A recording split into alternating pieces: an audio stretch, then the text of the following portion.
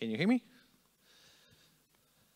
So after the break, hopefully you're a bit energized with some energy drinks and coffee and are ready for Nadia Makarevich, front-end architect, founding engineer at PIN. She used to work in Jira, helping them set up their front-end architecture and build their front-end systems. She loves to make complex React topics simple and easy to understand, writes a technical blog about it, holds YouTube educational videos about it, loves to travel the world as a digital nomad. Pretty interesting character with a lot of experience.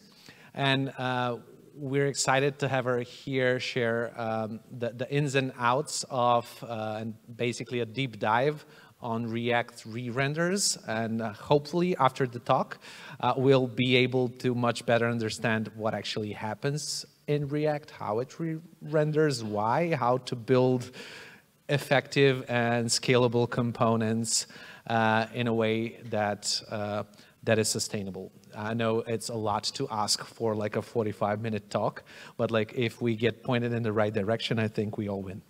So Nadia, please, the stage is yours.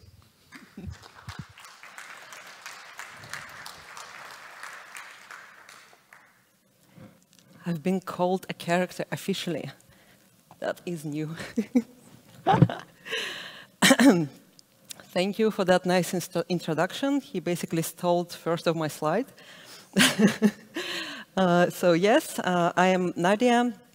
I have been a developer for a very, very long time. Not going to tell you how long. But I worked in Atlassian on the everyone's favorite product, Jira, for like 5 years. Worked in Jira front-end platform team that is responsible for the architecture of the entire repo and deploys and builds and stuff like that. After 5 years of Atlassian tech corporate life, I had a little bit of enough of it, so I decided to change my life and joined a very small startup with whom I am working at the moment. Also, until very recently, I used to live in Australia, just surrounded by parrots and kangaroos and occasional snakes. But about like 3, maybe 4 months ago, I got tired from all those perfect beaches and really good weather. So I moved to Austria, just for the reason that it's easier to spell. Also, I am a little bit of a nerd, and one of my nerd hobbies is to investigate how things work, and then write really deep dives on those results of those investigations. They are all in my blog. Lately, my focus have been React performance, and React performance is a really, really interesting topic, because React is a fantastic tool that allows us to implement very complicated interfaces, very complicated interactions, really easy, really fast. But this flexibility comes at a cost. And the cost is, it's really, really easy to make a really tiny mistake and just to make your app completely unresponsive or just very laggy or just performing horribly, something like that. So if you think that this statement is a little bit of overestimation, not at all.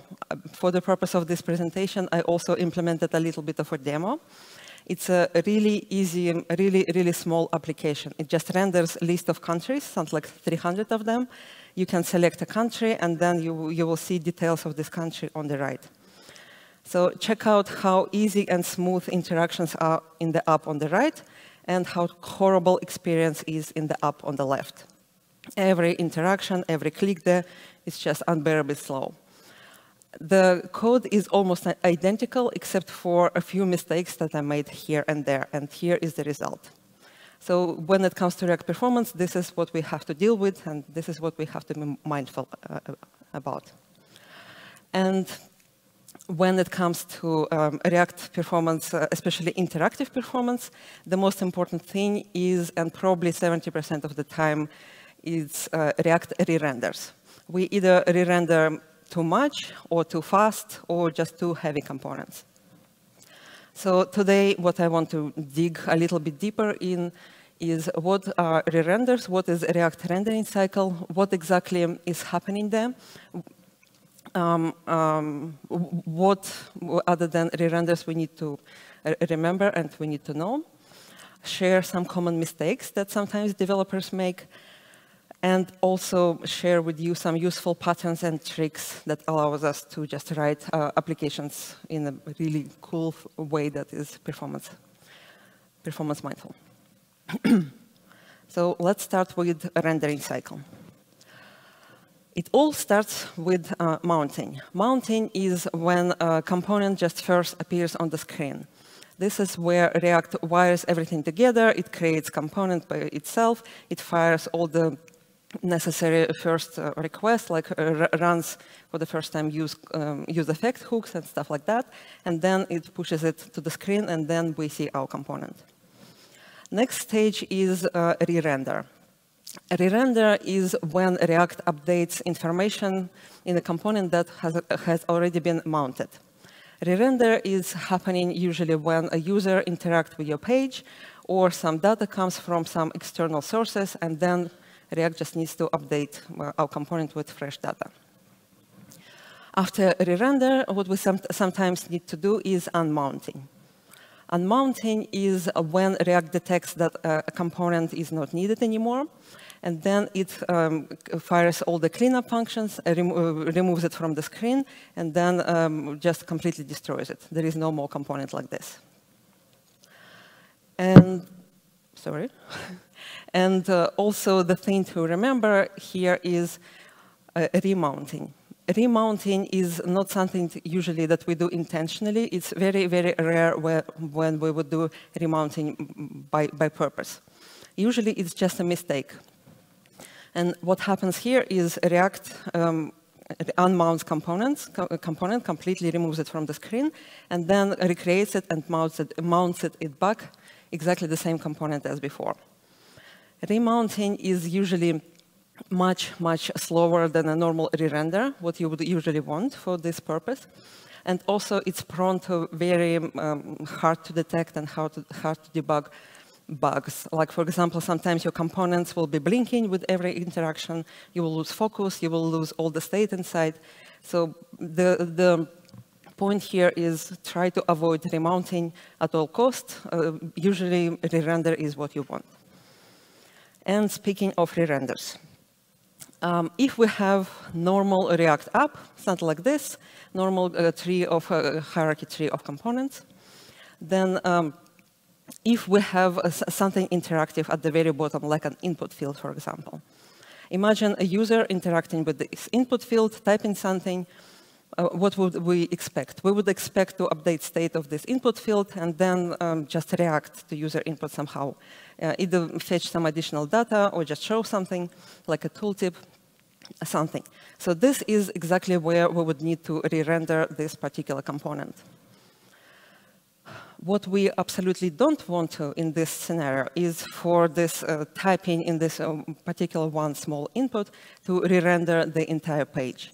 This is an example of unnecessary re-renders, and those can be really, really slow and just slow down your app to absolute stall. So why exactly a component can re-render? Now that we know all the basics about lifecycle, let's talk about why. It all starts with state. State change is the ultimate source of all re-renders, and this is where it begins. Without state change, there would be no interactivity and no re-renders, and this talk you can just leave because you wouldn't need it anymore. From code perspective, very normal React component. It renders some child, and it has a use state hook. If we trigger set state here, component will re-render itself. This is by design. State, as I said, is the ultimate source of all re-renders. It's like the king of re-renders, so to speak. So let's visualize it with the crown and the kitten. After state change, it's time for React to propagate this data, that the change of this data occurred during the state change, to everything that actually needs this data. And React does it in a recursive way. So it grabs children of the component where the state change occurs, re-renders those, then re-renders children of those children, and children of those children, and so on and so forth. So this leads me to the next reason why a component can re-render itself if its parent re-renders. Sorry.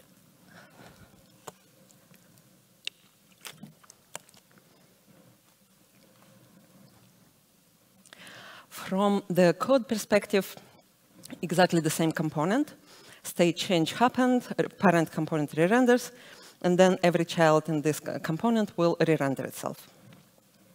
If we, again, visualize it, it would look something like this. Tree of components, state change happened at the very top, all children re-rendered, children of those children re-rendered, until we reach the bottom of this render tree. You probably noticed that I haven't said anything about props at this point. So if I add some props to this child component, what exactly will change? And actually, nothing will change. We will still have state change, parent component re-renders, child will re-render. Props, actually, in normal React lifecycle, don't matter. I am mentioning this here only because there is this really wide belief that a component re-renders when its props change. It's amazing, really. Everyone knows it, everyone believes it, no one doubts it, but this one is actually just not true. In normal React lifecycle, if component is not memoized, props change doesn't matter. Another thing to remember about a re-rendering cycle is React never goes up the render tree. If we have a component and it has some parents, or something is passed to this component as props, those will be not affected. Only children of component with state will be affected by the state change. So if, again, we visualize it, if a user, again, types in this input field at the very bottom, the input field will re-render itself and nothing else will re-render. But if this input field has some sort of callback that was passed to it from the component at the very top, it can trigger it. Then this component, then this callback will trigger state update at the component at the very top, and this will trigger another lifecycle and another chain of re-renders. So this is usually how unnecessary re-renders happen. Just a component from the bottom triggers some state at the top. And final important reason on why a component can re-render itself is context change. So context is a very useful tool when we want to avoid props drilling. And props drilling are a little bit nasty because we have this component at the very top, and it wants to share some data with components somewhere at the bottom. Without something like context, all we can do in React is just to pass this data from component to the top through props, through every single component in between, until it reaches the component at the very bottom.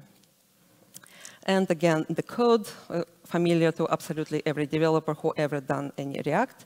We have props, we pass those props to components, and then components down below, and so on and so forth. What context allows us to do is just to bypass all those props in between this hierarchy, and just pass data directly. So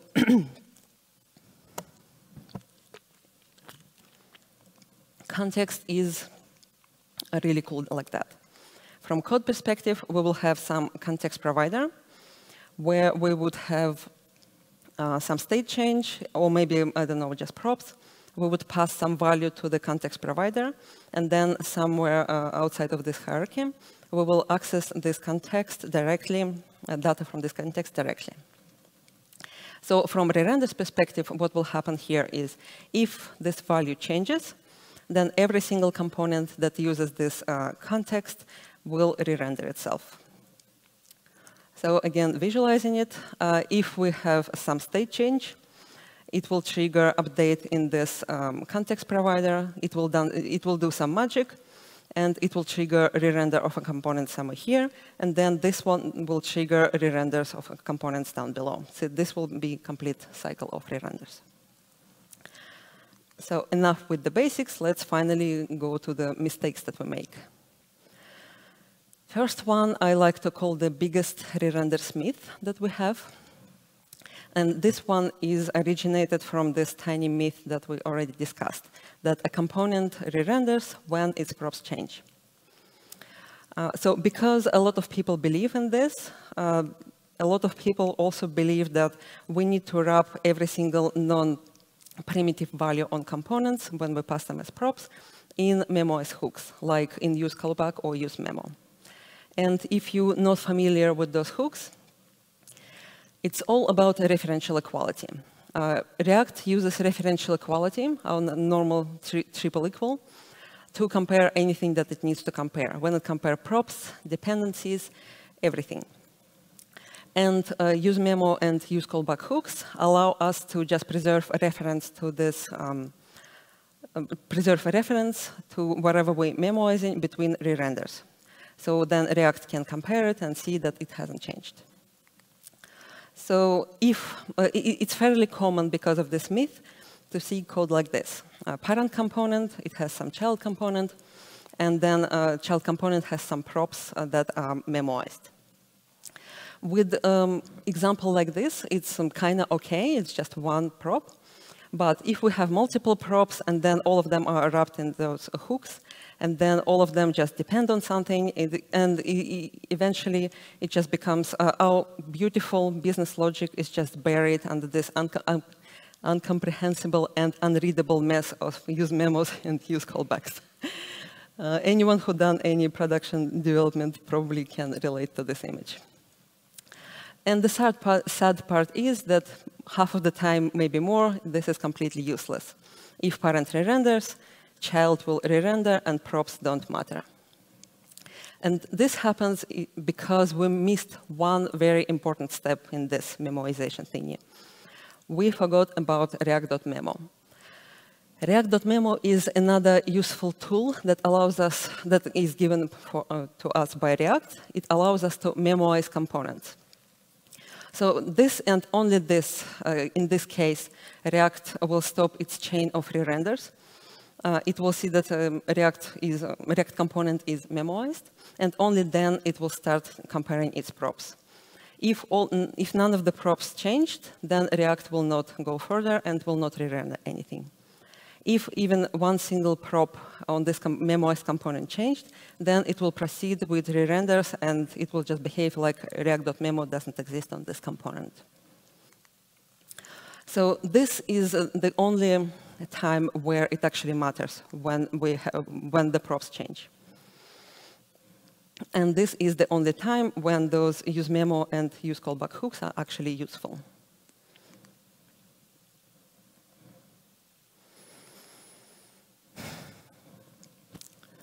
Second bad pattern that we sometimes do is what I call the biggest performance killer in React. This is creating components inside other components. This is also fairly common code that you can sometimes see. And we usually do it because we want to pass some data to a child component inside another component. So for example, if we want to trigger state from this child component of a parent component, sometimes people do something like this. From a re-renders perspective, what happens here is if this component re-renders, React will recreate a value that is in this child, because that thing is just a function. Like every other component is a function. So when React tries to render this child component, it will see that the old value in this child variable disappeared. So it will unmount component that was there before. And then it will mount component that appears there with the next cycle, which is exactly the same component as we know, but React doesn't know. What we accidentally implemented here is this remount button. And if you remember this really beautiful application from the beginning of the presentation, this is how remounting actually looks like. When I click, the entire list briefly disappears and then appears again.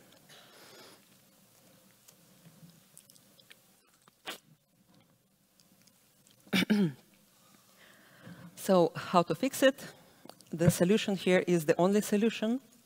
We cannot create components inside other components.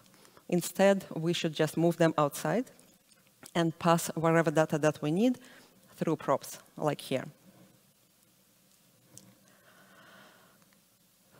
Next pattern that we sometimes also have is uncareful use of context. So context is a cool tool, but it's also a little bit dangerous with all of its power. So if you see a pattern like this, what will happen here from re-render's perspective? If this component re-renders by any reason, the value here is just an object. And object will be recreated with every re-render. It's just normal JavaScript. It's not even React. React will, again, do referential equality. It will see that the object value changed, although it didn't actually change. And every single component that uses this context will re-render itself. And the fix here is also fairly easy. We can just wrap this value in a memoization hook.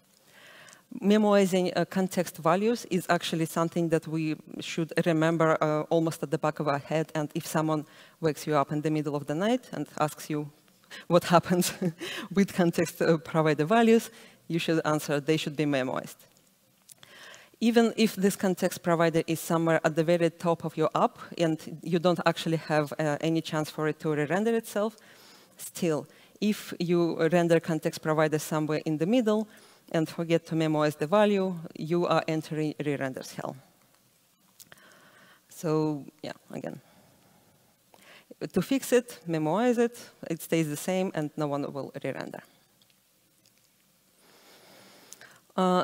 Enough depressing stuff about mistakes. Let's talk a little bit about useful patterns. And the first one is probably one of the, I love it the most because it's the simplest one of them all. And it's the most underappreciated one of them all. It's crazy powerful and it's just crazy how it can affect performance of our apps. It's calling moving state down. So imagine we have an app like this. Very big, very heavy, lots of components. No one knows what exactly is going on there. And then you're a developer, and someone asks you, OK, please add a button there in this app, and this button needs to open a modal dialog. What exactly we would do? Naturally, we probably would do something like this. We would add some state, we would add the button, and we would add the modal dialog. We all have written code like this hundreds of times. What happens here from re-render's perspective? State is triggered, the component re-renders itself, and the entire thing re-renders itself.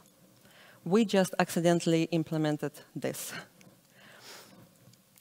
No one will say thank you if you implement a modal dialog that takes just a second to open. And unfortunately, this is how it happens. But in order to fix it, we don't need any memoization, any use memo hooks or anything. If we look closely at this code, we will see that state is fairly isolated. We only use it on a button and on the modal dialog, nowhere else. So what we can do here is just extract the state and button and the dialog into its own component. Something like this, and call it button with modal dialog. Then in a component from which we extracted it, we will delete that thing and just use the dialog like any normal component. Now, what will happen here from re-render's perspective? State update is triggered. Component re-renders, but component that re-renders is the tiny button and the dialog that is actually supposed to open. The big thing, the big scary thing that no one wants to touch is not affected. With one tiny composition pattern, we just drastically improved performance of a very slow and very heavy up.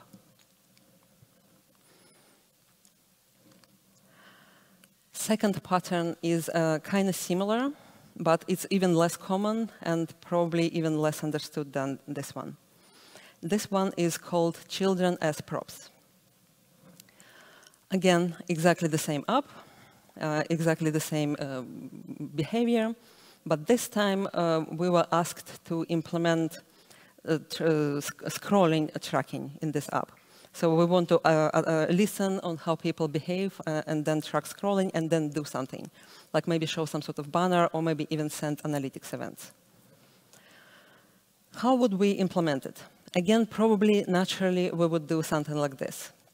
We would again add some state and add on scroll event on the div that wraps that thing.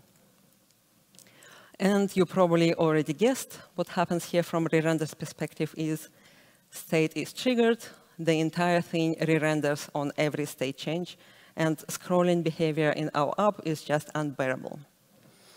And unfortunately, this time we cannot just fix it with the pattern that we had before, because this div wraps everything, so there is no way to just extract it as a component. So what exactly can we do other than memoization? There is this really fancy pattern. When you look at this nesting behavior, when parent nests child like this, what exactly do you think is the relationship between this parent and child? Well, in fact, they are not parent and child. Those are just siblings. Child is a misleading name here. Child is nothing more than just a prop.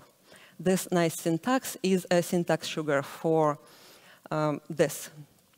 I can just rewrite this code to be explicitly a children prop, and absolutely nothing will change. And as we know already before, if a component updates itself with state, it never goes up. So if we have some sort of state in this parent component, and parent component re-renders itself, children that we pass through props or even through children props will not be affected.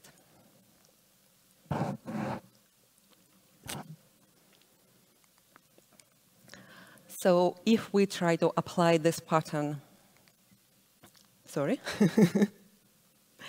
if we try to apply this pattern to our really big app, we can extract state and extract div into a component again, and we can pass children to it, make this component accept children. After that, we can just use this component in our really big app instead of this div, and pass this entire slow part of the app as children. From re-render's perspective here, now what we have, state changes, re-render is triggered, but re-render of a small tiny div and nothing else. Components as props, component as children are not affected.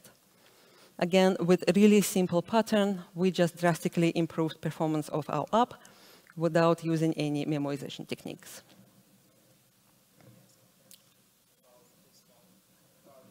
Probably with the mic. We have a question here.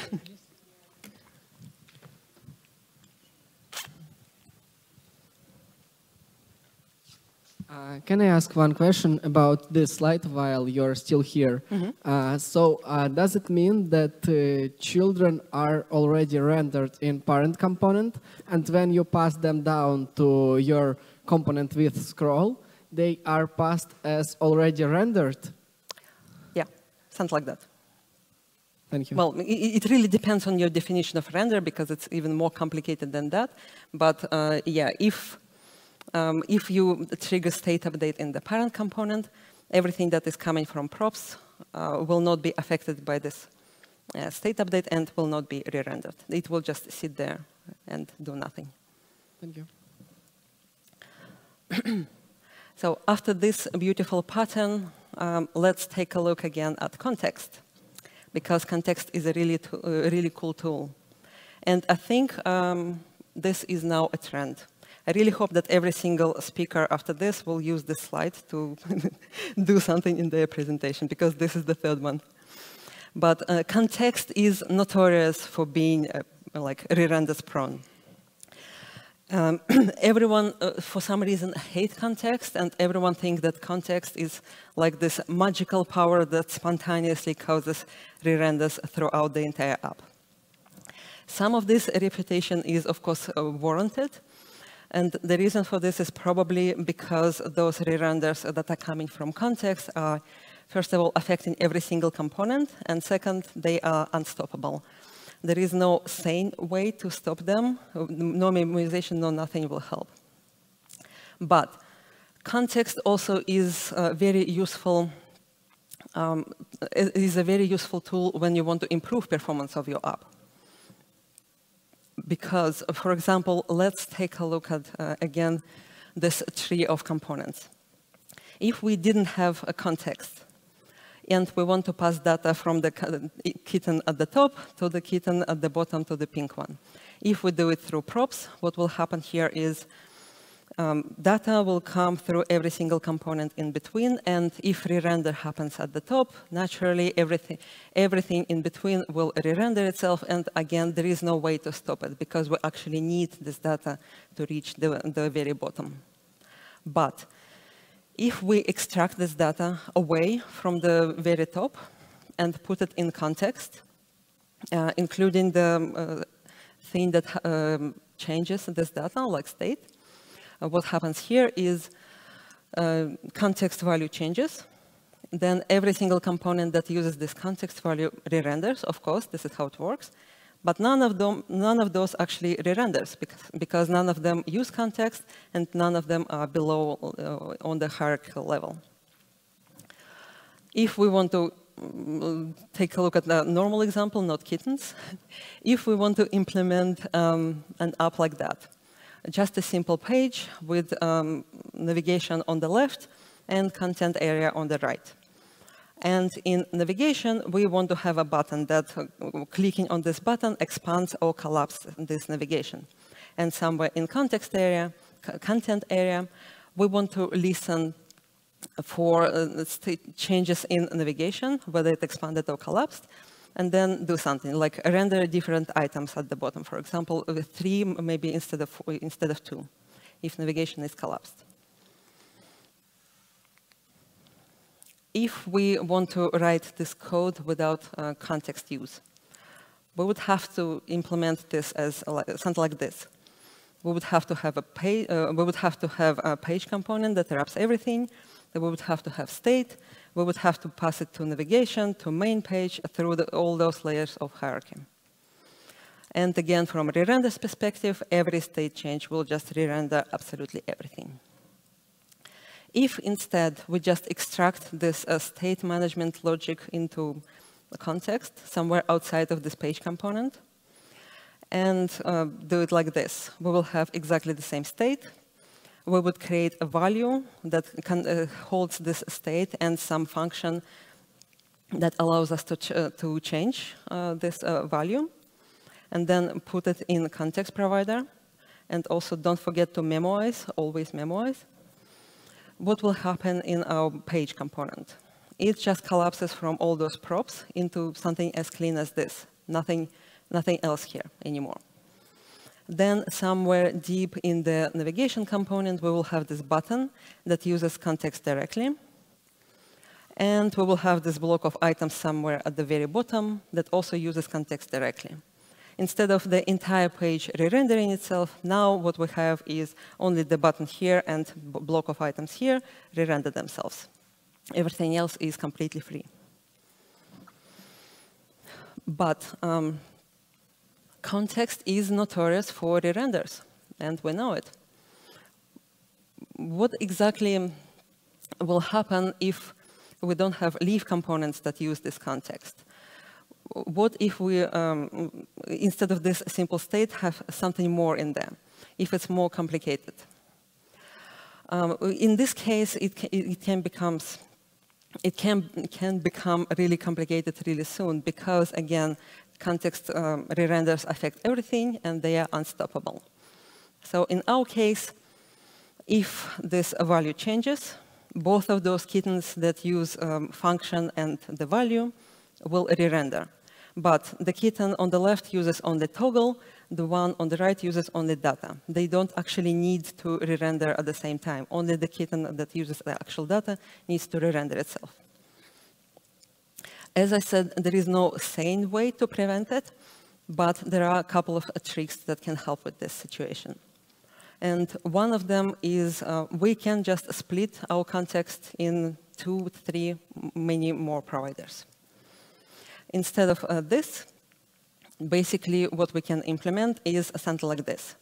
We will have 2 values, 2 different contexts. One value will contain data, another one will contain API. If the data changes, the value with the API won't change. Only the component that uses the actual data will re-render itself. From code perspective, it would look something like this. We will, instead of this a very big context provider, we will have exactly the same component that is named context collapsed provider, but we can have 2 contexts. We will have exactly the same state. We will have exactly the same data, only now it belongs to a different value. And exactly the same API, only now it belongs to its own separate value. And we can pass those separately into different context providers. Now, if data changes, as we can see, API doesn't depend on this data change, so anything that uses actual API will not re-render. Now, the big question here is, should we actually use context in our production applications? And I would say, actually, no, we shouldn't. Because all of this is very cool, but it's still way too complicated. But first of all, context is a very good training thing for understanding this mental model of hierarchical data flow and how we can escape it, and how we can actually practice to pass data directly from one place to another place. And then if you can master this mental model of context data and data that sits outside of your hierarchical tree of components, then you will be able to use absolutely any state management tool out there.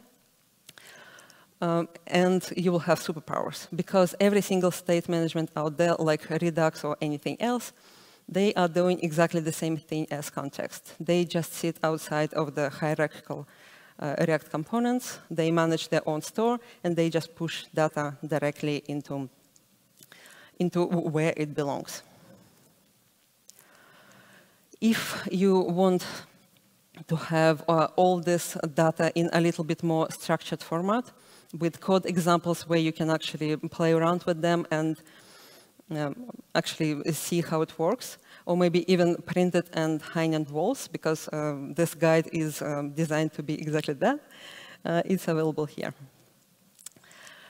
And also, if you want to read more about re-renders and everything related to React performance or React-related patterns, the blog is here, or just shoot me any message on Twitter, LinkedIn, or even email. I'm always happy to answer any questions. And that is it. I'm slightly faster than I expected.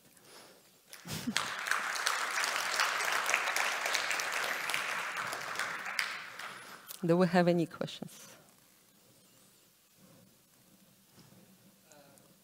Mike.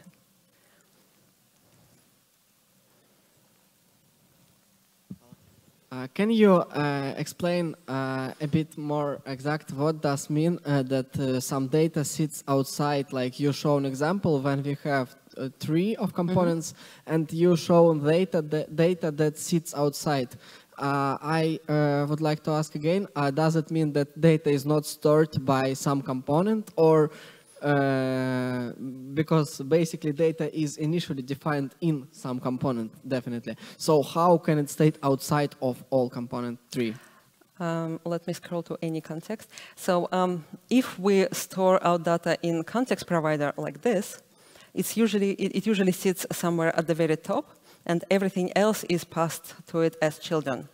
And children, they will be not affected by any re-renders that happen in this component. So basically, we have a context here, and everything else is here, and then you just pass it here.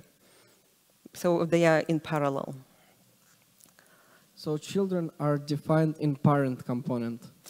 Yeah, it's the pattern that we had here. So when we pass components as children, so the context is usually used in the context of components as children. So collapse provider will be context inside, and everything else will come to it as children, and children are props. So everything that is changing inside this provider, it will not affect the props directly. In this example, that is shown on the screen, if collapse provider has some state and this state changes, will it lead to navigation and main page content re-rendering? No. That is the beauty of this pattern that is components as children. This one, no. This one. So child here, the component that is child, named child, is not actually child, it's just a prop, like this. Just play with the code examples, you will see how it works. Thank you. Oh, question there.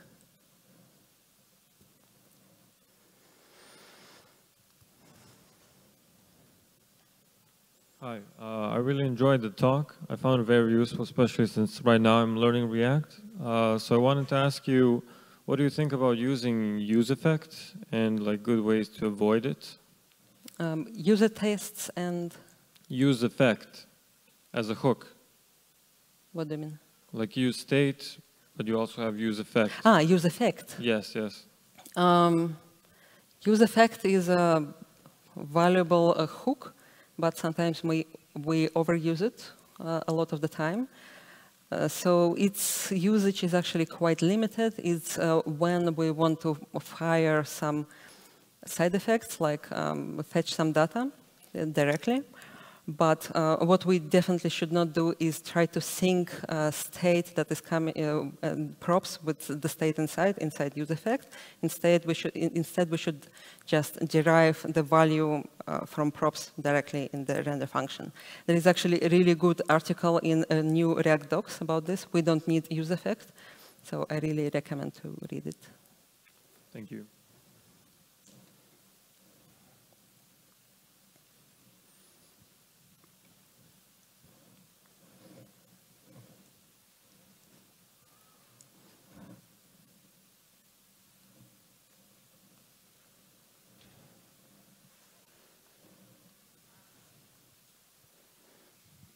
Thank you. So thank you for the lecture. I really enjoyed the talk, and I'll also like your blog and all the posts there. So I wanted to ask you, do you have some comment on the use reducer hook, which is for a long time in React? For use of? Use reducer. What? Use reducer hook. Reducer. Reduce. Reuse of hooks? No. Use reducer hook. Use reducer. Yeah. So yes. Do I have some state example here somewhere? When we have, use reducer is almost exactly the same as state, only it allows us to actually dispatch actions and then just watch for them. So use reducer will also trigger state updates, but if we have it's similar to how React looks like, or Redux looks like. So sometimes people find it hard to understand, but if we have more than 3 use state hooks here, it's usually quite hard to maintain, juggle between those two, and also implement some fancy type state machines with them. So instead of that, it's just easier and much better to use user-reducer hook. But the behavior, state re-renders, and everything will be exactly the same as with use state. Yeah, thank you. What I usually do, I usually also separate like context providers here, like you did here, you know, in the optimization part. But for some complex state, when I need just context, I use reducer hook, and I split like dispatch action in one like just provider that has only dispatch actions, and set the actions like similar to Redux. So then you can have with the TypeScript also like full typing and everything, and you can also manage like complex state in the Redux pattern in the way. So just wanted to... It's basically this pattern of splitting provider into, it's a really cool pattern, Thank you.